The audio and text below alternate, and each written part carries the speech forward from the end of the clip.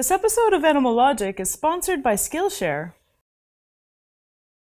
If there's anything on the planet that looks straight out of Jurassic Park, it's the frilled neck lizard. Blow one of these guys up a few hundred times and you've got yourself a Newman-killing machine, just without the acid.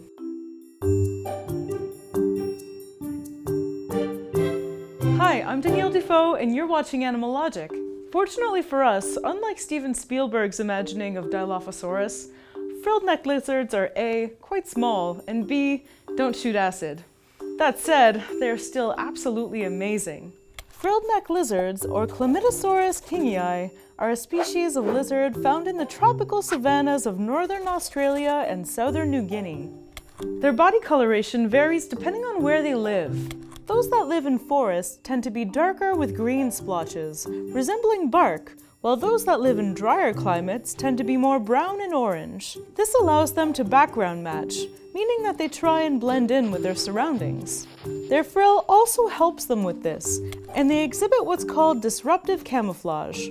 Basically, since their frill is a slightly different color than the rest of their bodies, the two colors break up the outline of their body, making them harder for predators to spot. Let's talk about that neck frill. That amazing, fantastic neck frill.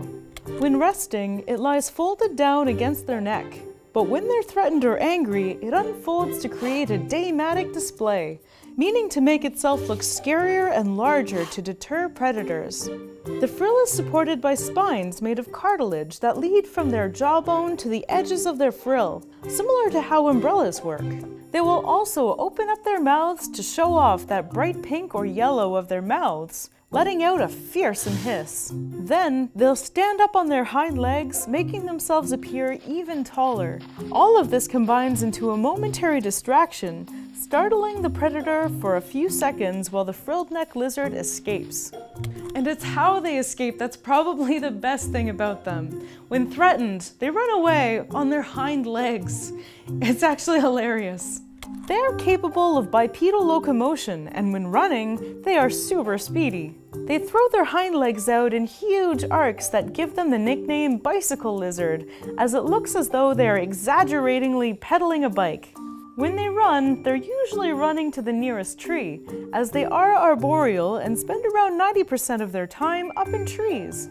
They usually only return to the ground for a particularly tasty meal, or to switch trees. Frilled neck lizards aren't particularly large, measuring up to 85 centimeters long, with the males being slightly larger than the females. This size means their prey are also fairly small, usually eating insects with the occasional mouse thrown into their diet. In the wet season, when food is abundant, they gorge themselves on termites and ants. Their favorite meal, however, seems to be butterflies, moths, and their larvae. So, not Newman. Frilled neck lizards are ambush hunters and have mastered the skill of staying incredibly still until they become invisible to the eye before striking their prey. Frilled neck lizards fall prey to a myriad of different predators, from dingoes to snakes to bigger lizards, but their most surprising predator is probably the quoll, which aren't usually that much larger than frilled neck lizards. Their frill has a secondary feature as well: temperature regulation. Frill neck lizards are cold-blooded and keep their body temperature about 2 degrees warmer than their surrounding temperature by basking in sunlight. To absorb more or less heat, they will open or close their gorgeous frill. Females lay between 4 and 13 eggs in the rainy season and incubate them for 70 days, after which the babies emerge fully independent, capable of hunting and weighing only 4 grams. We get a lot of comments asking who does the art in the background of every Animalogic episode. Well, the answer is I do. I am a scientific illustrator in paleontology at the Royal Ontario Museum by day and YouTube host by night. So if you ever visit the ROM, many of the illustrations of the dinosaurs there were actually done by me. I've been illustrating professionally for about 6 years now, and as a passion, drawing is definitely among my first memories. Illustration can be a very intimidating thing to try and pick up, as it takes a long time to develop a skill for it, and art classes can be expensive and hard to fit in your schedule. That's why I'm really excited to have discovered Skillshare, who, by the way, sponsored this episode. Skillshare is an online learning community that has thousands of different courses in everything from video editing to web development to illustration. Skillshare allows you to learn on your own schedule. There are no classes to attend, and you can progress through the courses at your own pace.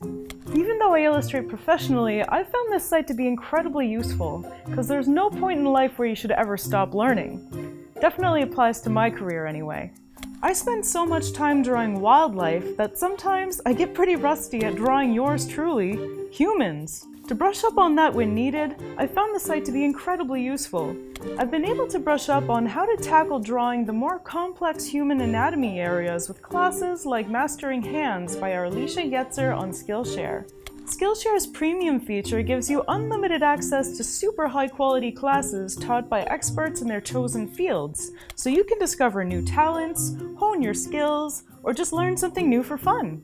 Skillshare is also very affordable. Their annual subscription costs less than $10 a month, and the first 1,000 people to sign up with the link skillshare.com/animalogic will get their first 2 months free.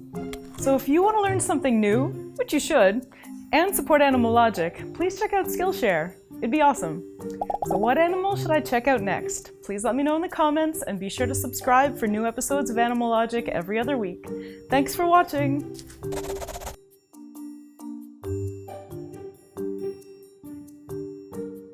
Hi, I'm Danielle, and who am I?